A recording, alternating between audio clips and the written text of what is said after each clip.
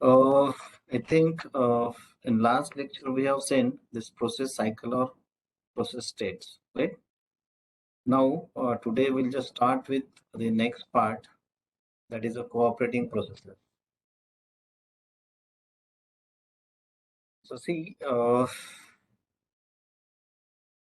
in operating system, there are two types of processes actually. So one is the, we can say that these are the independent processes, and second one we can say these are the dependent, or we can say cooperating processes. So the concurrent processes, if these are executing in the operating system, so either these are concurrent or we can say cooperating processes, right? So when we can say independent processes, so if that process is not required any kind of data from other process, if that process is self dependent to execute, then we can say that is the independent process. But when we consider the cooperating processes, so in cooperating processes, these processes shares that data with each other. So if you see here, the cooperating processes are those that can affect or are affected by other processes running on the system, right? So these processes are, we can say, dependent processes, or these processes helps to complete the job of another process, that we can say that is a cooperating processes. So there are some reasons why we need the cooperating processes or something. First is the modularity. See, if that process is bigger one, then we need to divide that process into number of subtasks. What is the division, that I'll just tell you after this. But you just consider here that modularity involves dividing complicated tasks into smaller tasks or smaller subtasks, we can say. And these subtasks can be completed by different cooperating processes. Getting this? So if there is a very the large and complicated task, that task we can divide into the smaller subtasks, and these smaller subtasks can be executed, right? So that is the modularity. That's why that cooperating processes are required. Information sharing is what? So sharing of information means if one process is having some data, or we can say that there is a one critical section, and if these number of processes are sharing that data from that critical section, then that we can say sharing. Or if the processes are exchanging the data with each other, then we can say that is again the information sharing, right? And the convenience is what? So actually there are many tasks that the user needs to do, like the compiling, printing, editing, and something. So to make these tasks easier, so we need to use these cooperating processes. And as we divide that the complicated task into number of subtasks, so we can speed up that computation speed. Whatever is this last one, that we can say we can speed up that computation speed. So these are the some reasons we can say. Now see, these are the two methods of the cooperating processes. So one is the cooperation by sharing, and second one is the cooperation by communication. So as I said, if you are having one critical section, and from that critical section, if suppose the number of processes are sharing the data, it means that data is at one place and the other processes are sharing that data from that place only. So that is nothing but the cooperation by sharing. If you see this diagram, so the data is here, right? And this process P1 and process P2 is here. So process P1 and P2 can share the data from here. You can see here. So that diagram clearly says this data is here. That is the critical section kind of thing we can say, or the place where the data is, and the other processes can share that data from that section. This is the example. That is a cooperation by sharing. And cooperation by communication means what? So the data is not common. That data is with the processes or with kernel or operating system, and the data can be sent by message. It means if suppose one process is there and other process needs some data which that first process have, so that first process can give that data to the second process. That is nothing but the communication kind of thing, right? So these are the two methods we can say, the cooperation by sharing and cooperation by communication. I think this is the very simple part, right? Now we'll just move toward the threads. Actually, the threads is the most important. I'll just tell you, just take the whiteboard.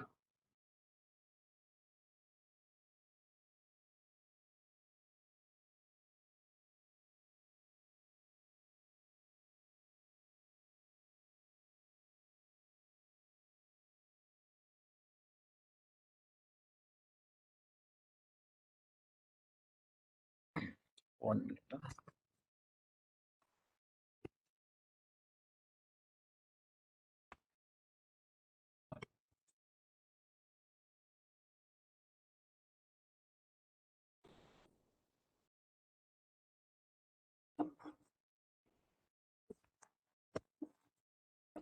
See, threads.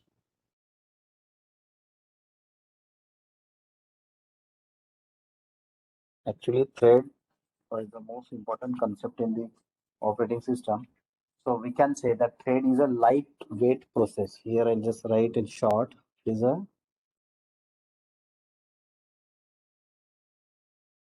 weight process. But see, we can say this is a process. If you say the process and the thread, the difference between thread and process. So see, if you see this thread, process first, I'll show you that. I think here the diagram is there also, but I'll show you something like this. If we consider the process, then process is having like stack. We have seen this structure, registers, something, right? And then code and data. Right? Now see, this is a process. If suppose you want to create another process or child process of this one, like this is a P1, right? And if you want to create a child process, then we need to use that system call, that is fork. Using this system call, we can create the another process, and that process is the same kind of. Here we can say stacks, then registers, then we can say code and some data. Now see, if you see these two, the processes, this is suppose P2. This P1 is having stack, registers or counters, then code and then data. And I'm just creating the another process that is a child process of this P1. Again, that process is having that stack, registers, suppose counters, then code and the data. It means that process is having its own stack, own registers, own code, own data. Everything is with that process. But if you see here, I'll show you, you can see this one. You can say this is a process, right? And that process is having like this stack, registers, code, data, and file.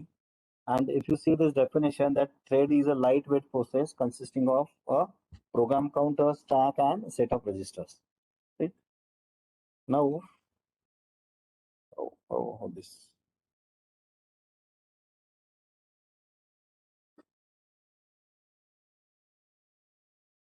1 minute. Huh?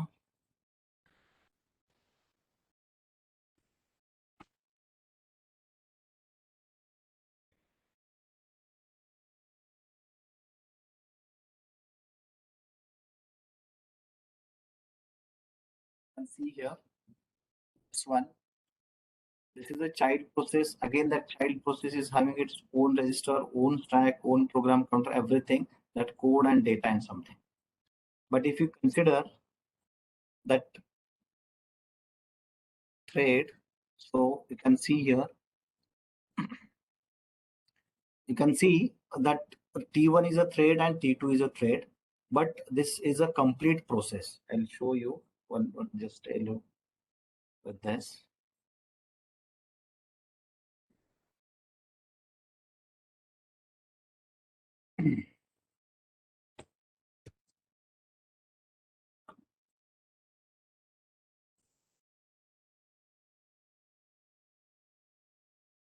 See, this is a one process.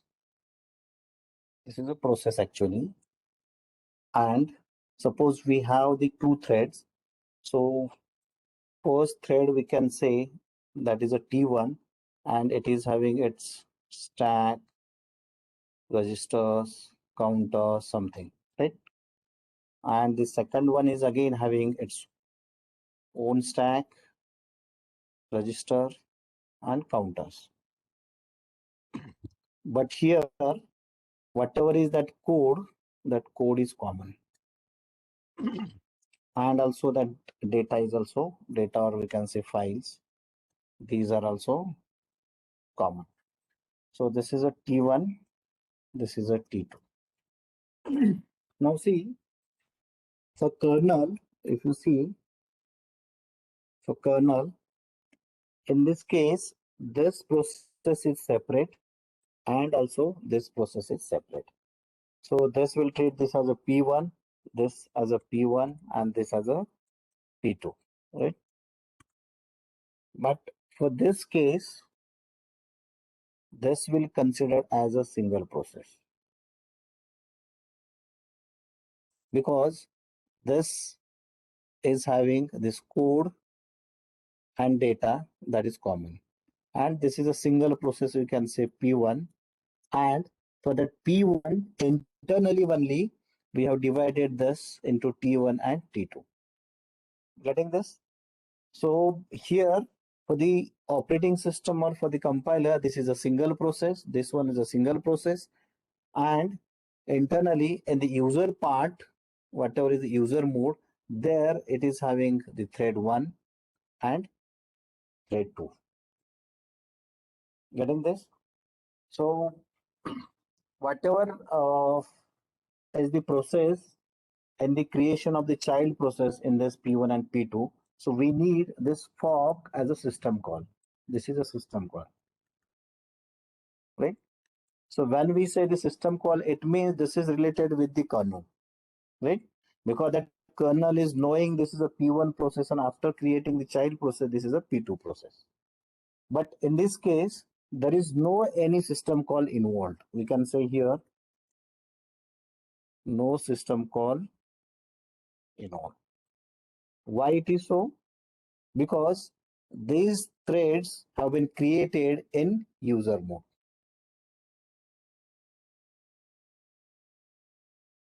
So for operating system, this is a single process, that is a P1 we can say, right? And this kernel treat this P1 and P2, these are the two different processes that kernel consider. But here, whatever are the thread, because these threads are present in the user mode, so for the kernel, this is a single process, that is a P1, right? So this the processes are different in this case. So whatever is the switching that is in the process case, switching is no, because P1 is a separate process, P2 is a separate process. So to switch from P1 to P2, that gets some times. But if you consider in the P1 in this trade, so here as these are the internal, T1 is the internal, T2 is internal, or switching is faster, we can see here. Switching is faster, right? And also, uh, if you say this P1 is a separate process, P2 is a separate process, so it means these two are the independent processes. Independent. But if you consider the threads, in case of threads, so this thread, T1 thread and T2 thread, these two are sharing this code and this data also, right? So that's why these are the interdependent, we can say.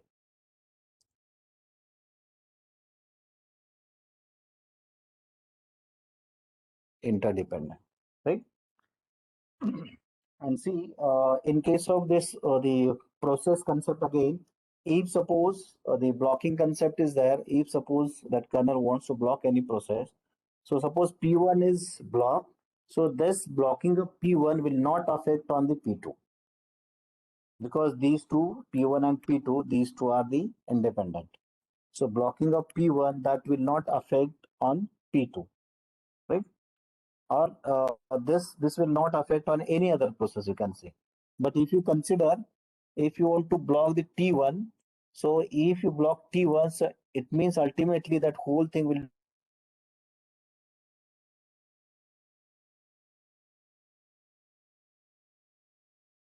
also what is the process and what is thread and difference between these two, right? So which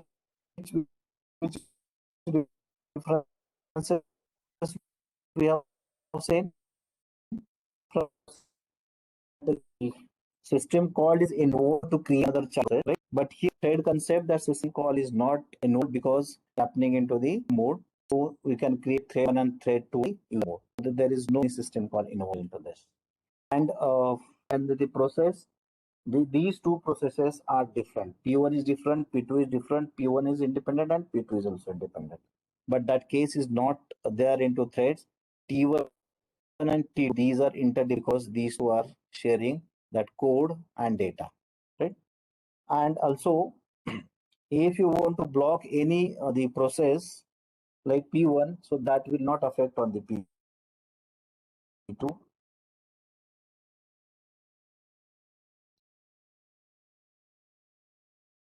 But in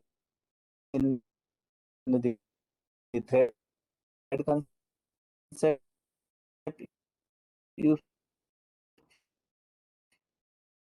the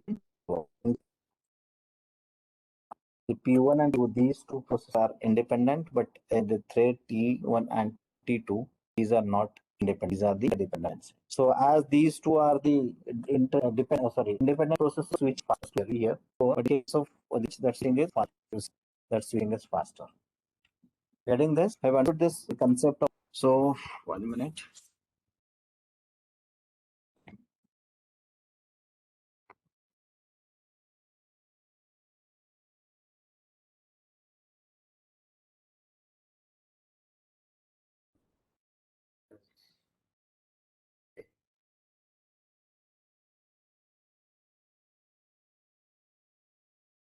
Is it audible? Hello. Is it visible? Yes, sir.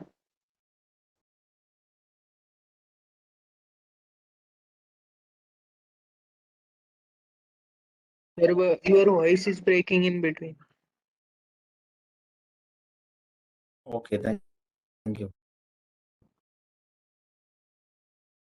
Now, see, the cell process and then it is using this and they support. Hello, yes. Okay, 1 minute. 1 minute. 1 minute. I'll do something.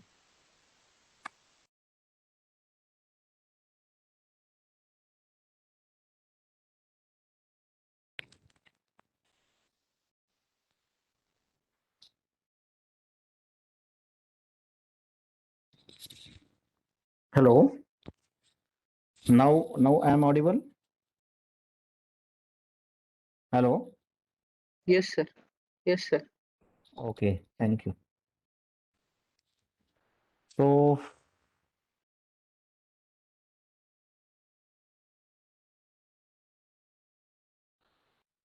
now see that same thing I have just whatever I have just explained that I have just written over here.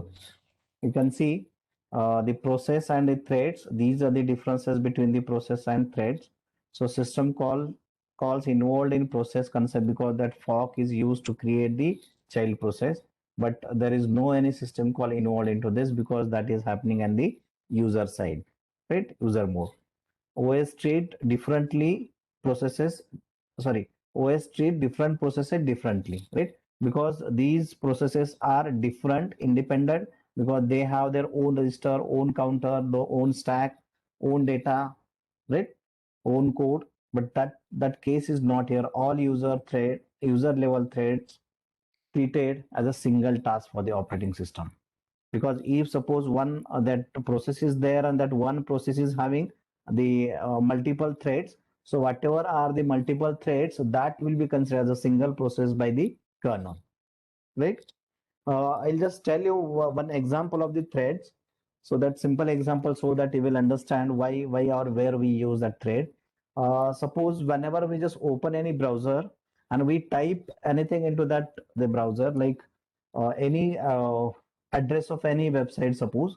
So what happens actually that so that expected is whatever address we typed there in the address bar, so that information must be displayed on your screen in the browser, right? So that is a one process. So, but actually what happens there that retrieves the data from the server and that displays the data onto your screen. So the two tasks are there. One is retrieving the data from the server and second one is to display the data on the screen. So actually process is one, but threads are two. First thread is what to retrieve the data from the server and second thread is what that is to display that information on the screen. Right? So such kind of the examples of the threads we can say. Now we can see the third difference. The different processes have different copies of data, files, and codes. As I shown here, the stack, register, code, and the data. This process is having, and that same is here also, right? But if you consider here, the thread shares same copy of data and code. You can see here this data and that code. So this part is shared by this T1, T2, T3, something, if it is having the multiple threads, right? Now context switching is slower because the processes are different. So if you want to switch from process P1 to P2, then that might be a slower because these two are the independent processes. But if you consider the threads, so context switching is faster because to switch from one thread to another thread, that is faster because that is having the same process. Now blocking of process will not block another process because these are the independent processes. So if you block the P1, so that will not give any effect on the P2, right? But that case is not here into the threads. So blocking of thread will block entire process. If you want to block one thread, so that entire process will be blocked, right? And the processes are independent and the threads are interdependent because these threads share that code and data. Have understood the concept of the threads, right? So now we'll see the libraries of the threads. Actually, I'll not go in detail about this because the implementation is not expected to your side. Only you need to know which are the libraries here. So these are the three libraries actually.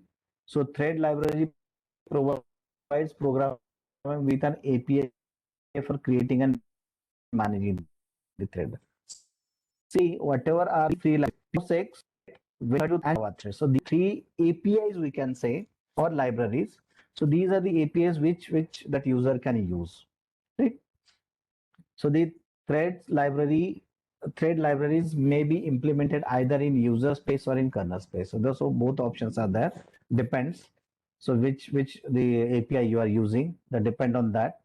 Right. So these are the three the libraries, main libraries. So POSIX, pthreads. So may be provided as either in user mode or kernel. Means user can also the use this or that kernel also, right? And that extension is what that is PO6. And if you consider that Win32 thread, so this is provided as a kernel library for on Windows system, you can say, right? So this is the particularly for the kernel, and this is for the both we can say for the user or for kernel also. And if you see the Java threads, So since Java generally runs on the Java virtual machine, so the implementation of pthread is based on whatever OS and hardware the Java or JVM is running on. It means either the Java use this PO6 thread or Win32 thread, because that depends. So that is either pthread or Win32 thread depending on the system. If suppose you are using the Windows system, so we'll use this Win32 threads, or otherwise we can use the PO6 threads. So these are the three libraries you just need to understand, and these are the APIs, right? So directly that user can use the APIs, or in OS that API is also there, right? If it is in kernel mode. Got it? Now, the next one is the multi-threading, but already I just explained you that multi-threading concept. So this one, if there is a single thread, it means we can say that is a single process. And the multi-thread means was what? So the multiple threads are there. I have just given the same example. This is the example of multi-thread, we can say. So T1, T2, or T3, something, something, right? So this, if there is a single process, then we can say that is a single thread process, threaded process. And if suppose there are multiple threads, then we can say the multi-threaded machine process. So this example, or we can see the same diagram over here. So this is a single process, or we can say single thread. If there is a no thread, then we can say that is a single thread, right? So this register, counter, stacks, this, and the data files, and this one is the, like, for the single process, or we can say single thread, right? But if you see here this diagram, so for this T1, like suppose first thread, register, counter, stack, these are the for the T1 threads, and same thing for the T2 threads, and same thing for the T3 threads, right? But all these threads can share the data files and codes, you can say. Getting this? So this is the example of multi-threading.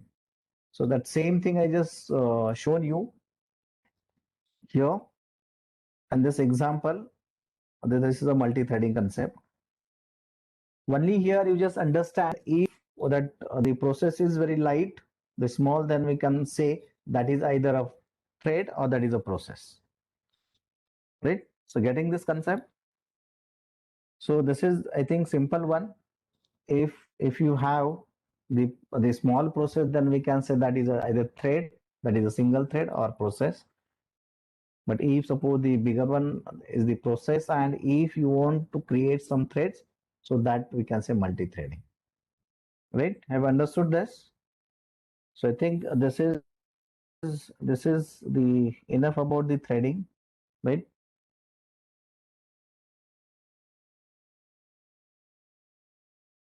So any doubt in the threading? If you are having any doubt in these two concepts, you can tell me. Hmm.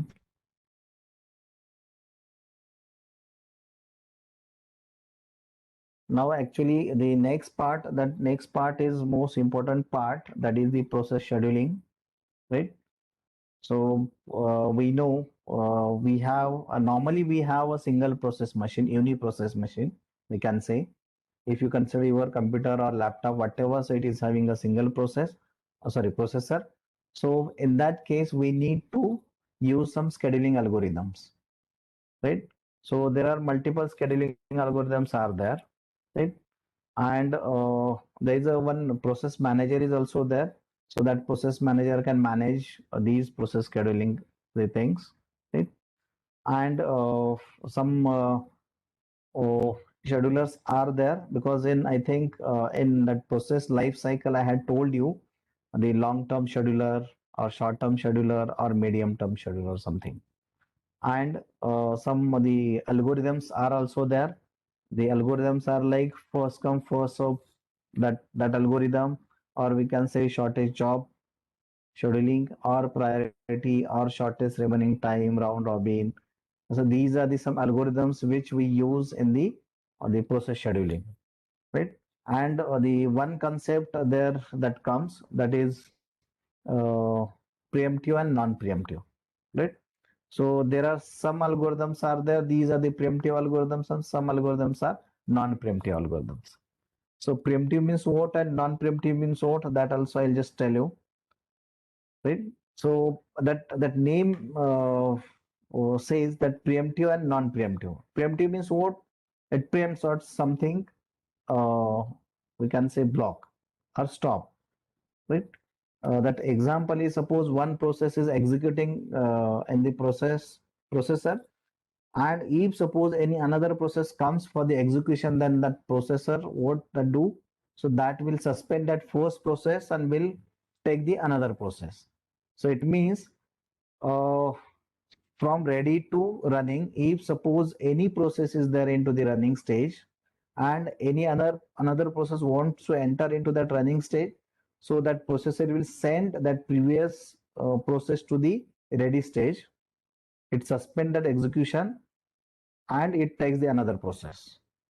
So that kind of the thing is the preemptive. And non-preemptive means what? Once that process is submitted for the execution, so that processor will not return it back. That processor will complete that process execution, and then finally it terminates. So that is the non-preemptive, right? So these are the some concept that I'll just tell you and the scheduling. So that is the last part of this one, the process management, we can say. So any doubt here? If anything, you can ask me. Otherwise, the in tomorrow's lecture we'll have the scheduling.